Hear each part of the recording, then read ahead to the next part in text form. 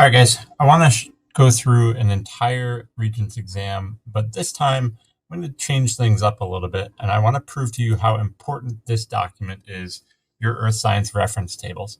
I give this to my students at the beginning of the year, and I tell them, this is your new best friend.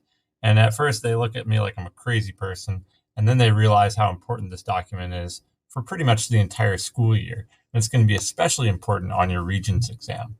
Now, what I did was I went through this entire June 2023 Regents, and I basically just put a star next to any question that had something to do with the reference table, some page in the reference table that would lead you to an answer. And if you count them all up from this exam in particular, there are 28 questions that have something to do with the reference table, which means if you kind of break that down into a little bit of math, and look up the actual conversion chart for this Regents exam, here's a conversion chart. Let's say that you got a perfect performance test score of a 16, but then all you got right were just those reference table questions. Well, check this out. That leads you to a 54. Now, I know that's not enough to pass. Obviously, you need a 65. But again, if you can just use your reference table and know how to use your reference table, that's going to get you pretty far on this exam. So what I'm going to do is I'm going to walk through every single one of these questions that I put a star next to and hopefully explain how to use your reference table a little bit better so that you'll be comfortable for the exam, which will be next week. All right, starting with question number 1. Which two characteristics classify Jupiter as a Jovian planet? So just to let you know, this is from reference table page 15, which is a solar system data chart, which I'll show you right here. Here it is. And this question relies upon understanding the properties of Jupiter. So you just got to find Jupiter on there. There it is. And if we look at Jupiter's data, you know probably that Jupiter is a really big planet and it's made from gas, which means it has a pretty low density. So let's check out the actual question. It says, which two characteristics classify it as a Jovian planet, a big super gas giant? Well, I kind of just told you the answer to that. It's a very big planet with a very low density. So the answer is number 1. Okay, number 7. How much heat energy is required to change 5 grams of ice to liquid water at 0 degrees Celsius? This is from your reference table on page 1, and I'll show you the table in a second. But what I want you to be aware of and be careful with this is the fact that it does say 5 grams of ice. Okay, so let's go to page 1 of the reference table. It's right here. And if you look, the question was asking about changing ice to liquid, which you probably know means melting. And so the number that we're working with is 334 joules per gram. That's 1 gram. So what we're going to have to do is we're going to have to take that number, 334, and multiply that 334 times 5 grams. And if you do the math there, I'll pop a calculator up here. 334 times 5 is going to give you your answer. And therefore, the answer is number 2, 1670 joules. Okay, so let's go to question number 9. Question number 9 is a reference table question that I'll show you here in a second. It says that the air temperatures are recorded as a weather balloon rises from Earth's surface. At first, the air temperature constantly decreases for 12 kilometers, then it remains constant, and then it's going to increase for another 12 kilometers. So it's starting on the ground, working its way up, and then it finally bursts. And we have to figure out where that bursts. Now, that question actually comes from your reference table. And from the atmospheric chart, which I'm going to show you, is on page, we're getting there, page number 14. Here it is, the selected properties of Earth's atmosphere. And so if you look at this, we're really starting down here on the bottom, and we're working her up. It says it gets colder and colder and colder. As you can see, the temperature is dropping down to negative 55, and then it starts to warm up. And right here, approximately, is where it bursts. And as you can see, that's called the stratosphere.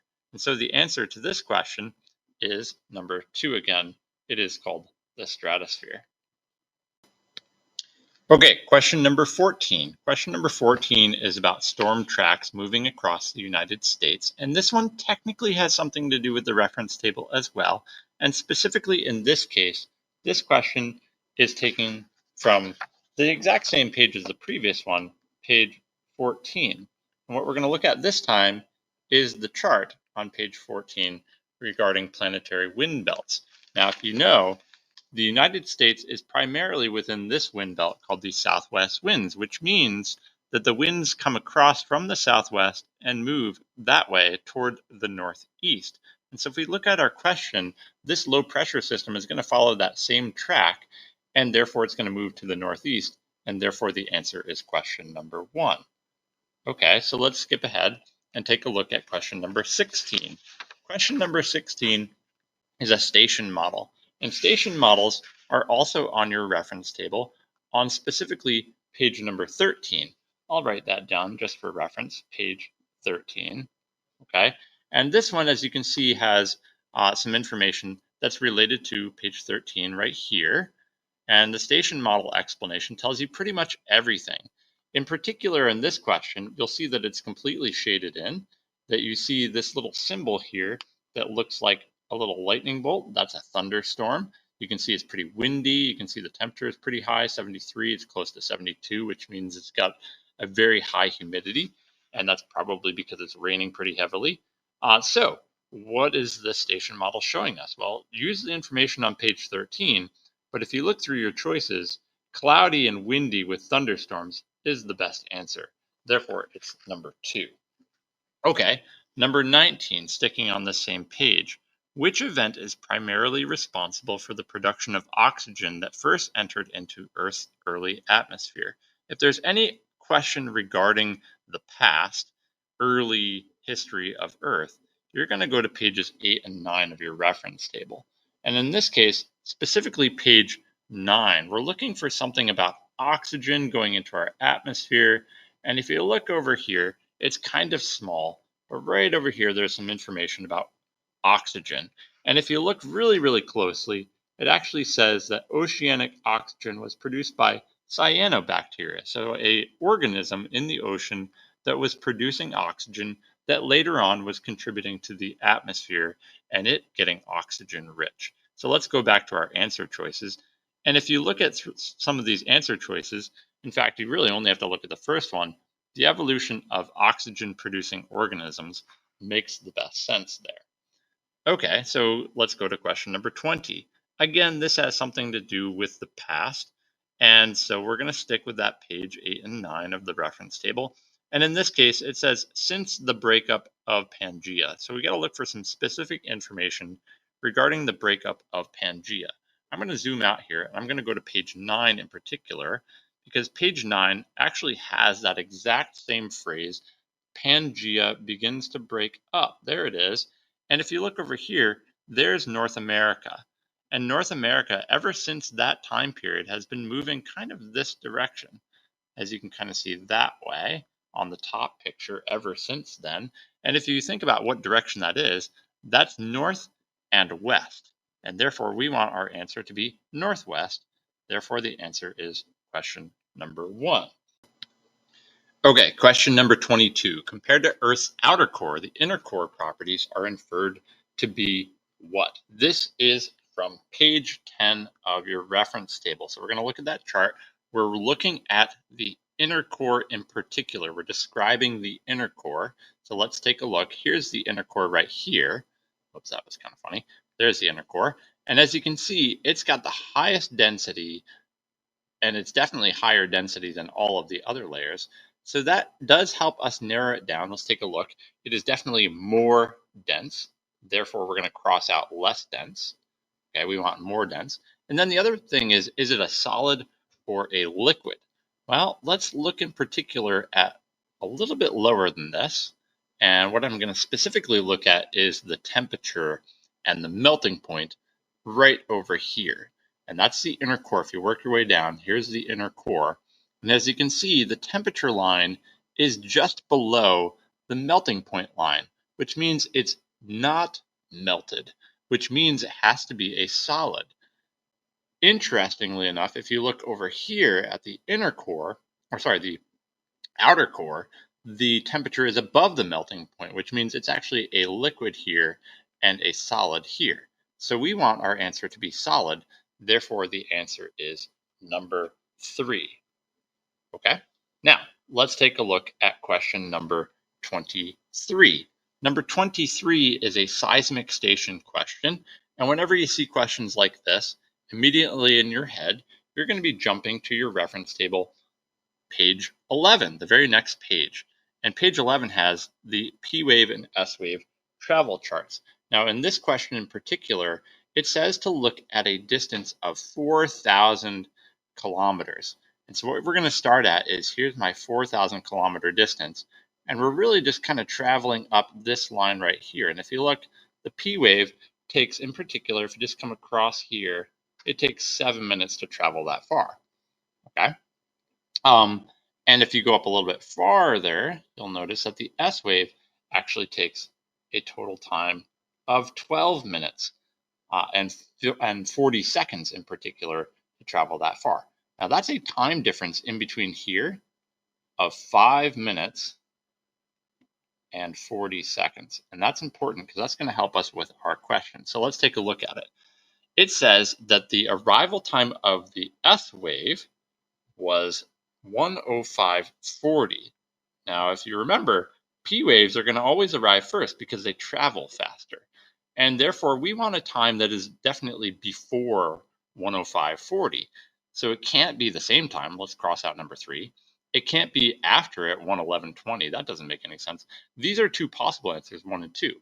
But we know that it was 5 minutes and 40 seconds before from what we just looked at. Therefore, it's actually exactly 1 o'clock p.m. when the P wave arrived at that station. Okay, skipping ahead to question number 28. The Mariana Trench is Earth's deepest oceanic trench, and it was formed as the Pacific Plate was doing what? And this is a reference table page 5 question. We're going to look at this chart about tectonic plates. And we have to find the Mariana Trench on here. And specifically, it's actually over here on the western side of the Pacific Ocean. So there it is. And we can see the Pacific Plate is actually moving this direction in general toward the Philippine Plate. And if we look at our answer choices, that does narrow it down a little bit, because that gets rid of the answers that have the Eurasian plate in them. And therefore, it's either 1 or 3. And then we have to figure out, is it overriding it or is it subducting or going under it? And in particular, if you look at the reference table in that region, let me undo what I just did. If you look at this spot right there, that is a convergent boundary. And specifically, we can figure out which one is overriding and which one is subducting by looking down here. And you can see the smooth side of the line is actually the subducting plate. And therefore, the answer to this question is actually number 3. The Pacific Plate is subducting under the Philippine Plate. Okay, well, let's keep going. And actually, this next question about magnetic polarity in the seafloor rock is related to the exact same page 5 of the reference table. And so it's asking which bedrock type and location can this magnetic pattern most likely be observed. And you'll see that a lot of these places are actually on page 5 of your reference table as well. Now, this does require a little recall, because you have to know that this is actually lava that's coming up to the surface here and producing this ridge right along here. And it's spreading out in opposite directions. I'll draw the arrows up here, either way, and producing that magnetic pattern. So you have to know that it is igneous bedrock and not sedimentary bedrock. So let's get rid of number 3 and 4 as possible answer choices. And then we just have to figure out, where is that happening?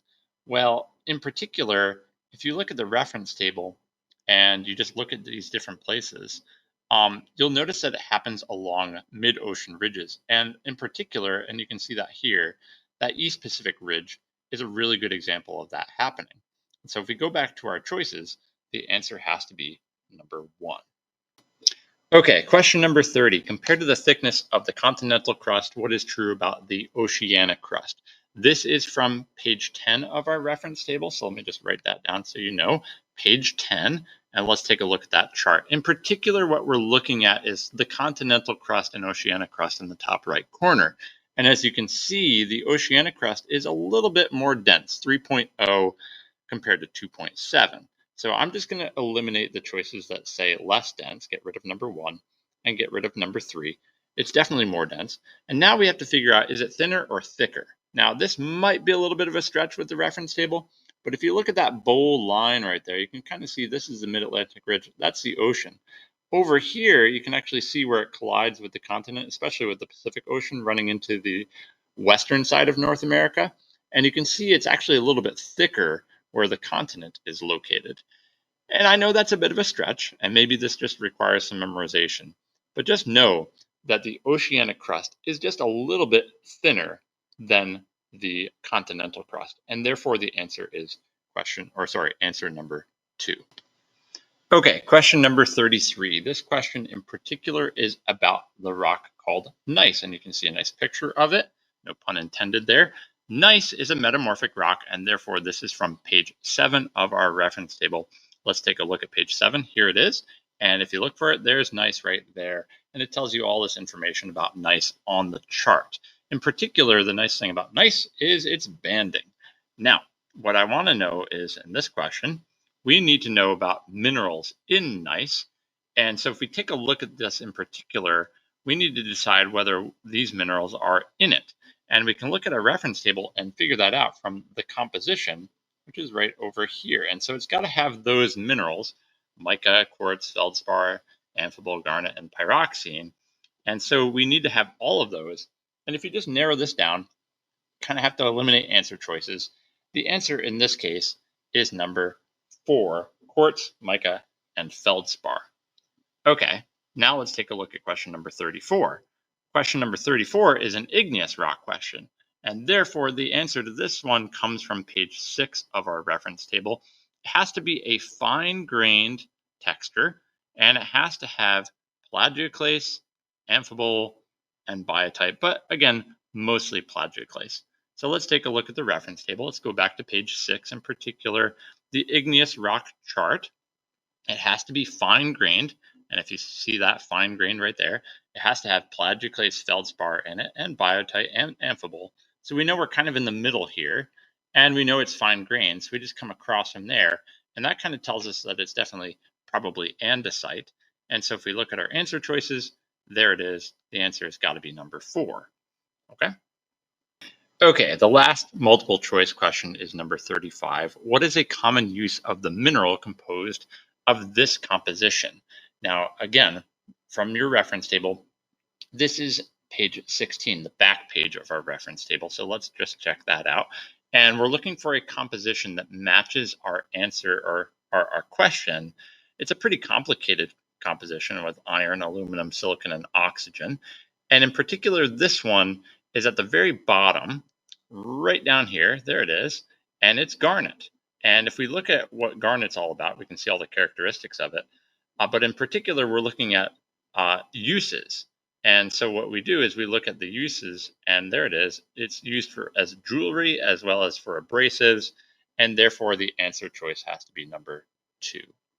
Okay, jumping ahead to questions 44 through 47. This is part B1 of the test. There's still multiple choice, but these all are reliant upon looking at a graph or some kind of chart in particular. And interestingly, 44 through 47 are all really from your reference table. So let's take a look at number 44. Which two elements are common to both rocks that make up the 4% of the crushed stone rock types? And if you look at the crushed stone rock types, all of these rocks here, the 4% section in particular is sandstone and quartzite. So we're going to really start from page 7. Quartzite, as you can see here, is really made from metamorphism of sandstone. If we go up here, we can look at sandstone, and you'll see that sandstone is made from quartz and feldspar and other minerals. Now, what that's going to rely upon is jumping back to page 16 of our reference table and finding, quartz mostly, because it's in both of them. There's quartz, and you'll see silicon and oxygen is definitely a dominant composition of it. Feldspar has silicon and oxygen in it as well, as you can see in both potassium and plagioclase feldspar. And silicon and oxygen are the most common elements in the crust, as you can see from page 1. There they are, most common by mass in the Earth's crust. And so the answer to this question is just simply knowing that but there it is, number 2. You can get all that from the reference table. Okay, question number 45. Which rock would most likely would most likely be included in trap rock? Trap rock is right here. If you read it, it says a mafic igneous rock. So that's going to rely upon page 6 of our reference table. So let's go there. A mafic igneous rock. Where do we have the words mafic and igneous? Well, here's mafic and igneous rocks. They're on the right-hand side of the chart. They have to be over here. And so let's look at our answer choices and try to find one that actually is mafic. And so if you look at them, phyllite isn't even an igneous rock, so that's out. Rhyolite, diabase, and obsidian are, but the only one that you'll see that's on the right-hand side out of all of these choices is diabase. And so the answer is number 3. Okay, question number 46. Which crushed rock would most likely weather the fastest in areas that receive high levels of acidic rain? That's interesting. Acidic rain. So we want a rock that's going to break down with acid. Interesting. This is going to rely upon page 7 and page 6, but there is a rock in particular that does break down with acid, and it's actually limestone. And I know that because limestone is made from calcite. And if I go back to my page 16 of my reference table and look at the characteristics of calcite, which is here, it actually says that it bubbles with acid. So does dolomite. But from our answer choices, one of the rocks that's going to break down with acid rain is limestone. So that's going to jump around a little bit. Okay, question number 47. Maybe this is a bit of a stretch for the reference table, but it's asking for properties of minerals and quartzite in particular that make it easy or causes them to more easily scratch in the dump truck. So why would something scratch in the dump truck? Now, I will say that page 16 of your reference table does give you all of these properties. They're at the top: hardness and luster and so on and so forth. Hardness is really the property we're looking for. The harder it is, the more likely it will scratch other things. Like, for example, diamond is the hardest mineral. It's a 10 on Mohs hardness scale, and it will scratch everything. So the bigger the number, the more things it will scratch. And in this case, we know that quartzite, which we saw before, is made from quartz, and quartz on our reference table has a very high hardness. It's a 7 on our reference table, Mohs hardness scale. And therefore, this is all about hardness in this question. And so there you go, 44 through 47 were all straight from your reference table.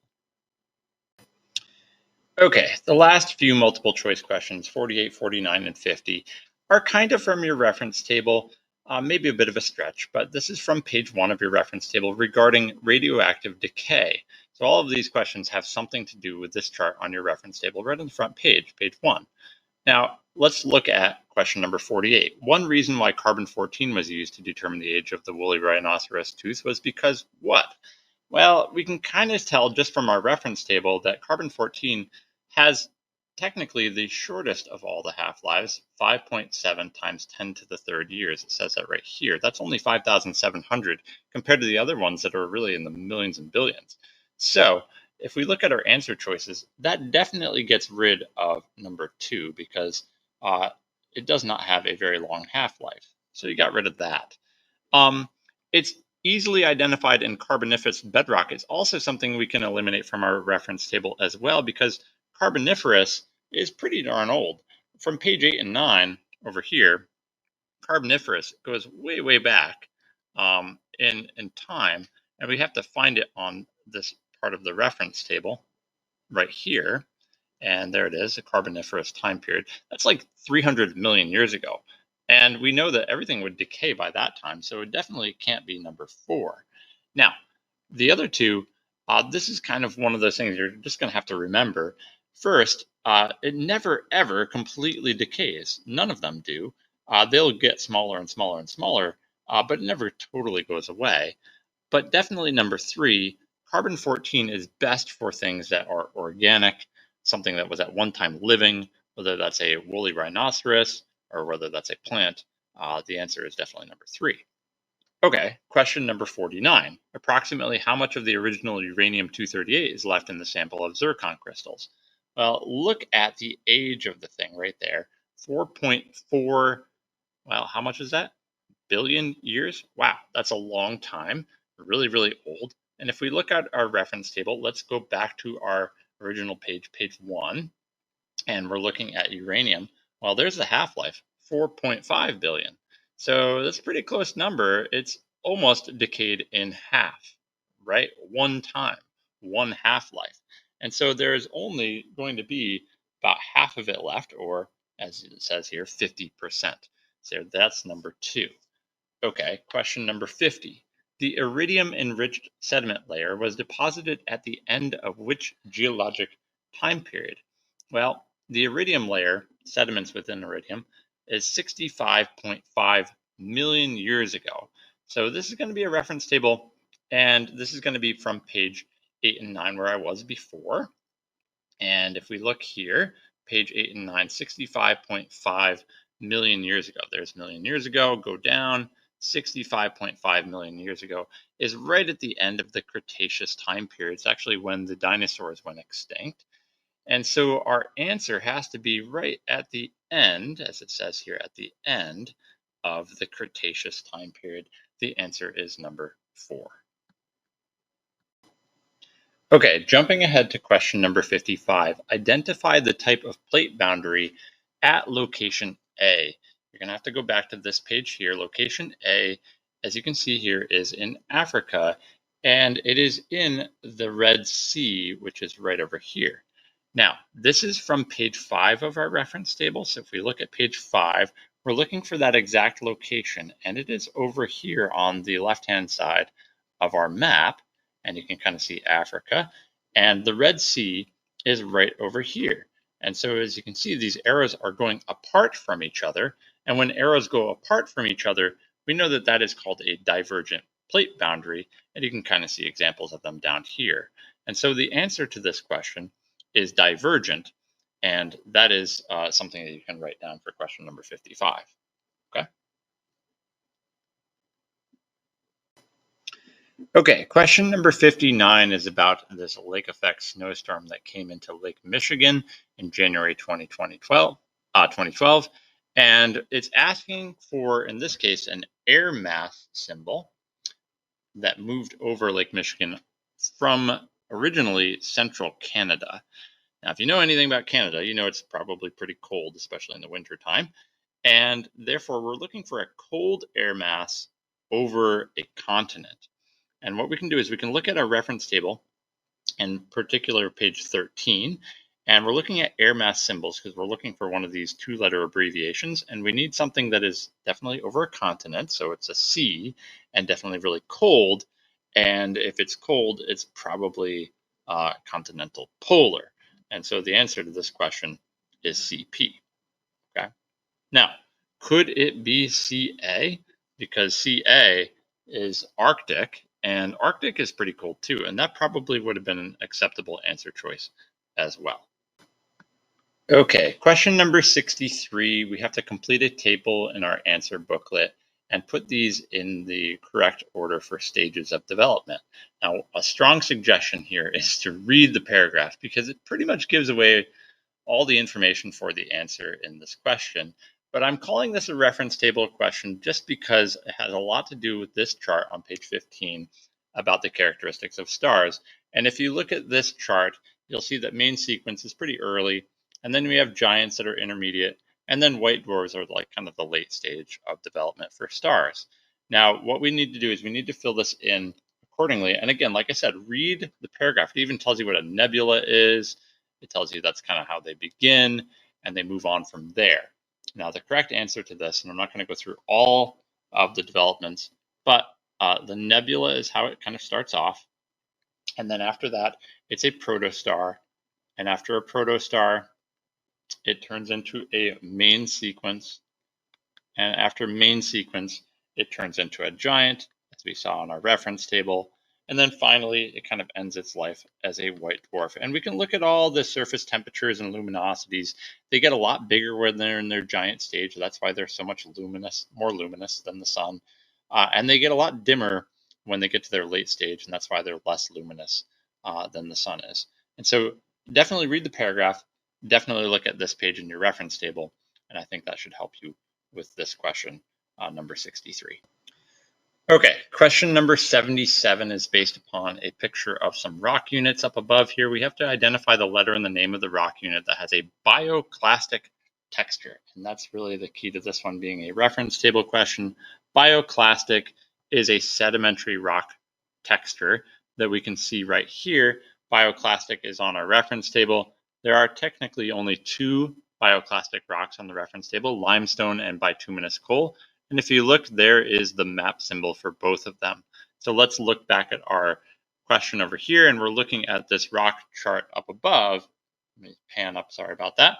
Our panning up to our picture, you can see there's actually a couple of letters that could be bioclastic, but mostly composed of carbon. And that's the other trick to this, because technically speaking, we have both limestone and bituminous coal in this picture, both C and D, but we need the one that is made completely out of carbon. So if we come back to our reference table and look at the composition, you'll see bituminous coal is the rock type that is composed of carbon.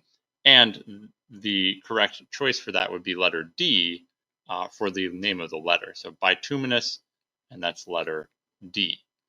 Okay, question number 78.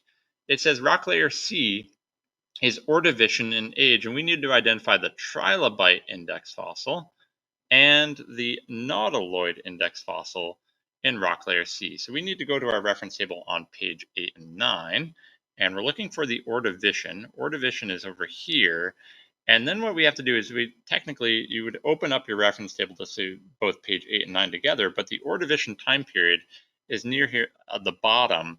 And these are the index fossils in this region that are part of that. Now, the trilobites are B and D in that time period. And so I'm going to just go back to page 8 to see the names of fossil B. And there it is. That's the trilobite, Cryptolithus. And there's the nautiloid, Valcocirrus. And so the answer to that question, again, comes from page 8 and 9 of your reference table. Okay, the last question, number 79. I'm going to call this a reference table question for one reason and one reason only, and that is because it involves the formula for gradient, which is on page 1 of your reference table. There it is, change in field value over distance. So it's something you could always look up right there on the front of the reference table. And this question is going to require a little bit of math. You have to figure out the gradient between x and y, and so you have to subtract 450 for y and 400 for x. That's the change in elevation. So that's a difference of 50 feet. And then you have to measure, probably with like a little piece of scrap paper, the distance between x and y. And if you do that properly, you'll actually get, I believe it's 2.5 miles. And then what you're going to have to do is a little bit of math. You can use a calculator on this. This will give you an answer of 20 feet per mile. Let me write it over here. And that's the last question that involves your reference table. So again, I can't emphasize this enough. Use your reference table.